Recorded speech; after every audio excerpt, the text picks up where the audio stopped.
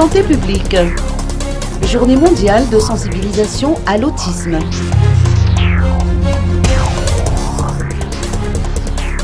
Découvrons l'autisme, soyons là pour les autistes.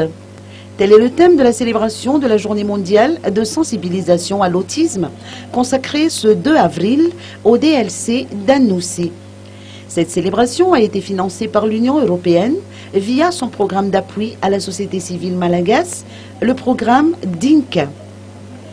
L'autisme, d'après les précisions apportées par Ante Ravelson, présidente de l'Association des autistes de Madagascar, fait partie des troubles envahissants du développement TED, caractérisés par des altérations qualitatives des interactions sociales, des problèmes de communication, ainsi que par des troubles du comportement correspondant à un répertoire d'intérêts et d'activités restreints, stéréotypés et répétitifs.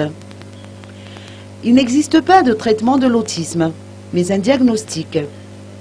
Une prise en charge précoce et adaptée à l'enfant permet d'améliorer ses capacités à interagir avec le monde qui l'entoure et à s'y adapter. Les données épidémiologiques représentatives sur l'autisme à Madagascar ne sont pas disponibles. Néanmoins, les informations venant des spécialistes en santé mentale et d'un petit nombre de centres qui accueillent des enfants autistes ont révélé que 54 enfants autistes ont été diagnostiqués et suivis actuellement. Cette estimation est largement en dessous de la réalité.